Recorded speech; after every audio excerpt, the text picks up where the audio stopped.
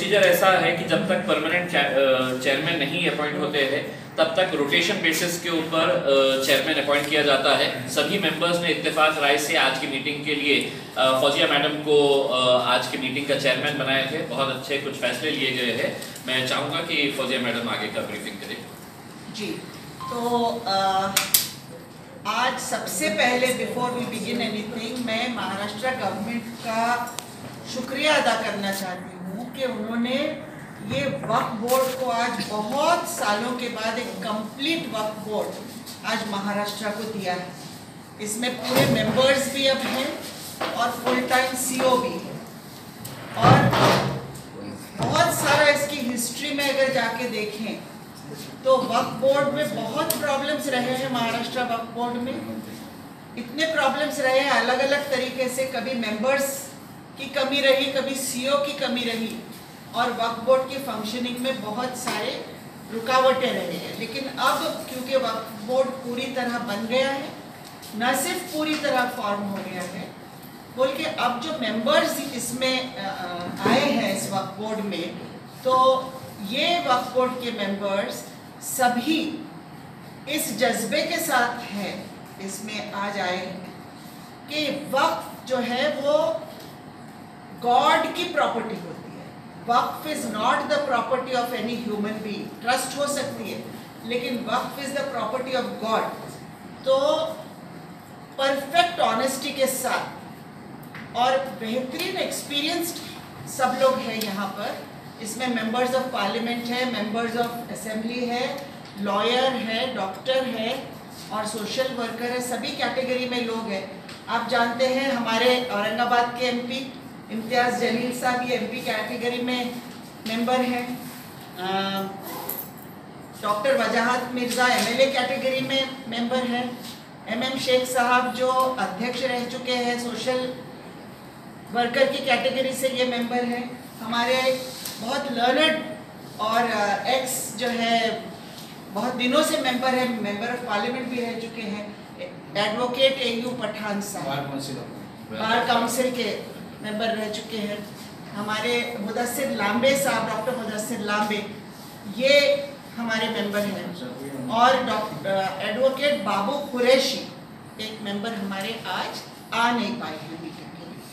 तो well qualified, अच्छी नीयत रखने वाले, साफ सुथरा सोचने वाले और ऐसी सोच के साथ ये शुरुआत हमने की है कि वक्फ बोर्ड को एक मॉडल वक्फ बोर्ड हम इंडिया के लिए बनाएं ताकि जो कुछ आज तक हुआ है उसमें कॉर्पोरेट तरीके से एक बेहतरी लाके वक्फ बोर्ड को हम चलाएंगे। और इसीलिए उसके हिसाब से हम जो मीटिंग्स ले रहे हैं उसमें हमने उसी तरीके के रेजोल्यूशंस भी लिए और वो रेजोल्यूशंस एक तो पूरा डिजिटाइजेशन करना है, सॉफ्टवेयर के हिसाब से काम करना है, स्टाफ का रिक्रूटमेंट हो, कमिटीज़ हो, जिस तरीके से बहुत अच्छे तौर पर ये वक्फ बोर्ड चल सकता है। क्योंकि अगर फुल फ्लेज स्टाफ के साथ अच्छा काम होगा तो इसका रेवेन्यू भी बढ़ेगा और अगर रेवेन्यू बढ़ेगा तो उसकी वजह से और रेवेन्यू इसमें आ सकेगा। तो ये जो विशेष सर्कल बन के रुक गया था वो गाड़ी अब चल पड़ी है क्योंकि इतनी ज़मीन है इस बोर्ड के पास कि अगर ये ज़मीन का सही इस्तेमाल किया जाए तो बहुत सारे प्रॉब्लम्स जो है वो ख़त्म हो सकते हैं, स्पेशली माइनॉरिटी कम्युनिटी। हालांकि बार बार हम ये बात बोलते हैं कि ये वक्फ जो है वक्फ बोर्ड है, हालांकि बाय द मुस्लिम्स है लेकिन फॉर ह्यूमैनिटी वर्क है। इसके अंदर हर कम्युनिटी के लिए काम करने के लिए स्कूल्स है, हॉस्पिटल्स है और भी जो सोशल नीडी लोग हैं उनके लिए काम करने का बहुत बड़ा पोटेंशियल है। और वो पोटेंशियल के लिए 2 दिन से हम लोग प्री बोर्ड मीटिंग्स भी ले रहे हैं। हम सब बैठ के उसके बहुत जो है डिस्टेंट फ्यूचर के लिए कैसा हो सकता है उसकी प्लानिंग कर रहे हैं। इसके लिए आउटसोर्सिंग किस तरह से हम कर सकते हैं और गवर्नमेंट की भी हमको इसमें फुल सपोर्ट है। तो अब एक बहुत अच्छा वातावरण के अंदर वक्फ बोर्ड हमने हाथ में लिया है। करप्शन के बहुत सारे केसेस हैं, बहुत सारे कंप्लेंट्स हैं। जहां भी करप्शन हो रहा है, जहां भी इलीगल सेल तो हो नहीं सकता है ये वक्फ प्रॉपर्टी का, लेकिन अगर इलीगल सेल हो रहा है या कोई भी इलीगल वे में कोई काम हो रहा है तो सो मोटो एफआईआर सबके ऊपर हो जाए। ये डिसीजन आज के बोर्ड मीटिंग में हमने लिया है कि जहां भी इलीगल काम हो रहा है वहां Waqf board will file an FIR. इसके अंदर बहुत कंटिन्यूड, आज हमारे एजेंडा आइटम्स पूरे नहीं हो सके तो हम कल 10 बजे से फिर मिल रहे हैं, और कल भी जब तक हमारे आइटम्स एजेंडा आइटम्स खत्म नहीं हो जाते तब तक हमारी मीटिंग कल भी कंटिन्यू रहेगी। ये जो मॉडर्नाइजेशन और जो चीज़ें इसके लिए कोई टाइम बाउंड प्रोग्राम या किस तरह का आप लोग करने वाले हैं, और कैंप्स का आप लोग बताएं कितनी पेंडेंसी है और इसको कैसा मीन्स आप लोग कैसे करेंगे? आपके पास तो लोग नहीं है, स्टाफ की कमी भी है, तो फिर इसको कैसे करेंगे? और एफआईआर का मामला ऐसा है कि एफआईआर के मामले में वो तेज़ी नहीं दिखाई जाती जो दिखानी चाहिए, जानी चाहिए। अगर एक आधी कंप्लेन आती है तो उसके लिए इमीडिएट एक्शन हो, उसकी तह तक जाए और वहाँ से फिर डॉक्यूमेंटेशन दे और एफआईआर करें। लेकिन बहुत सारे, अभी क्रांति चौक का एक मैटर है जिसमें पिछले वक्त आमदार जब थे इन्होंने वहाँ पर जाके तोड़फोड़ भी की थी, लेकिन आज तक वो ज़मीन भी नहीं है ना एफआईआर भी नहीं है। तो इसके बारे में कैसे करें? देखिए, चैलेंजेस बहुत हैं। आप जो बोल रहे हैं तो ये बहुत सिंपल काम नहीं है, क्योंकि सबसे पहला कंस्ट्रेंट हमारा शॉर्टेज ऑफ स्टाफ का है। लेकिन in spite of shortage of staff हम ऐसा प्लान बना रहे हैं कि आपने जैसा कहा टाइम बाउंड हो और फास्ट डिस्पोजल के लिए, इसीलिए हम डिस्ट्रिक्ट टू डिस्ट्रिक्ट जा रहे हैं पेंडेंसी खत्म करने के लिए। We are going to the people, उनके लिए वेट नहीं कर रहे हैं यहाँ बैठने के। इसको तो हमको शॉर्टेज ऑफ स्टाफ का मसला हल करना ही होगा। Besides this, the government has got a special fund for Waqf. उसके लिए प्रॉपर प्रपोजल देकर वो फंड को यूटिलाइज करने का काम भी अगर हम अच्छे से करते हैं, आउटसोर्स करके कुछ काम हो सकते हैं, क्योंकि आज प्रोफेशनली आउटसोर्स करके भी बहुत कुछ किया जा सकता है।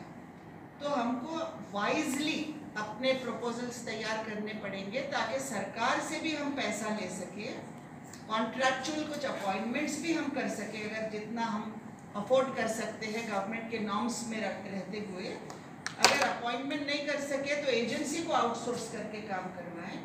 लेकिन कंप्लीट जो है डिजिटाइजेशन, उसका सॉफ्टवेयर बना के ऑनलाइन जो है सब मेंबर उसके रजिस्ट्रेशंस वगैरह का तरीका अगर करना है, गवर्नमेंट ने भी इसका इनिशिएटिव लिया है। सरकार ने 64 लाख रुपए का एक सॉफ्टवेयर तैयार करने के लिए इनिशिएटिव लिया है। इसके लिए सरकार पैसे खर्च कर रही है। तो ये सब सरकार और बोर्ड मिलकर जो भी कंस्ट्रेंट्स आ रहे हैं, ये चैलेंजेस को फेस करते हुए हम आगे जाना चाह रहे हैं। एंड मुझे लगता है कि considering the experience and qualification of all our members, ये जो है हम लोग इसको सक्सेसफुली कर सकेंगे। आपने पूछा कि पेंडिंग कितना है, तो उसके अंडर जो है होते हैं स्कीम्स है, चेंज रिपोर्ट्स है, लेकिन सिर्फ रजिस्ट्रेशंस की ही पेंडेंसी 1800 की है, 1800 पेंडेंसी है। दूसरे भी जो है चेंज रिपोर्ट है, स्कीम्स है, उसकी भी पेंडेंसी इसी तरह की है। लेकिन जब से फुल टाइम वक्फ ऑफिसर सीओ जो अपॉइंट हुए हैं, तब से बहुत तेजी से ये पेंडेंसी खत्म भी हो रही है। he has been able to finish 1000 registrations अभी जब से वो आए हैं उसमें, लेकिन आज फिर भी 1800 बाकी। पीछे 6 महीने पहले नवाब मलिक साहब औरंगाबाद आए। जी, रेवेन्यू आना चाहिए बोर्ड को। पैसा आने अगर लगता है तो पैसा आने के बाद स्टाफ भी अपॉइंट हो सकता है। बोर्ड को अपने पैसे से ही स्टाफ अपॉइंट करना है, तो उसके लिए ये हमको जो विशियस सर्कल है वो तोड़ना जरूरी है। स्टाफ नहीं है इसलिए पैसा नहीं आ रहा है, पैसा नहीं आ रहा है इसलिए स्टाफ नहीं है। लेकिन आगे वक्फ बोर्ड के अंदर भी ये तो गॉड का काम है, इसमें तो और भी ऑनेस्टी के साथ हम काम करेंगे। हम सबका जो है ये रेजोल्यूशन है फर्म कि यहाँ कोई वेस्टेड इंटरेस्ट से काम नहीं करेगा। We are all working for the cause of God, पर हम ये वक्फ बोर्ड को क्लीन, प्योरिफाइड, स्ट्रॉन्ग बॉडी बनाना चाहते हैं। ख्याल है मुंबई शिफ्ट करें।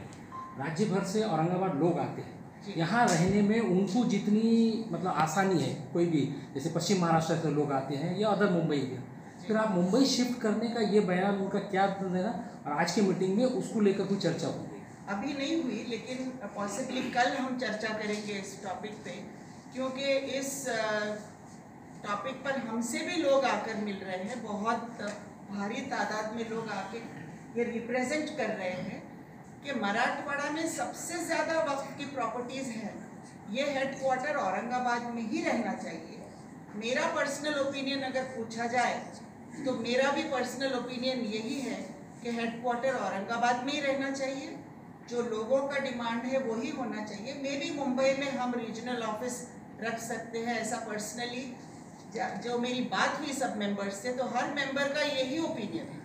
All members are consented with the Aurangabad will be headquarter. सभी मेंबरों का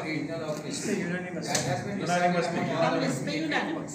स्टाफ की बहुत कमी महसूस हो रही है। स्टाफ बिल्कुल नहीं है, जो है वो कोई मतलब कोई मीटिंग में जा रहे हैं, कोई आउट ऑफ जा रहे हैं, तो बिल्कुल मतलब 100 में से 25 लोग भी वहाँ रह रहे हैं स्टाफ के लोग। तो है ही नहीं अभी। मैं एग्जाम्पल बता रहा हूँ, 25% हाजिर हो रहे बस। स्टाफ बहुत 25% कम है, बताओ। लेकिन जैसे जो हमने प्लान बनाया है, अगर हम वो प्लान सक्सेसफुली करते हैं, पेंडेंसी दूर करते हैं। कर देड़का का मसला चल रहा थी, कुछ माफियों ने उसका PR कार्ड बनाकर परस्पर किराएदार और माफियों का मैटर चल रहा है। तो ऐसी कई ज़मीनें हैं जो अभी भी है। आज की मीटिंग के अंदर यही फैसला लिया गया है, जो लोग हैं तो वक्त की ज़मीन का मतलब बांट कर रहे हैं, बेच रहे हैं, मुतवल्ली साहब समझ रहे हैं ये मेरी ज़मीन है करके, मैंने बेच देना है करके, इन सब के ऊपर FIR रजिस्टर करने के लिए कहा गया है और CO साहब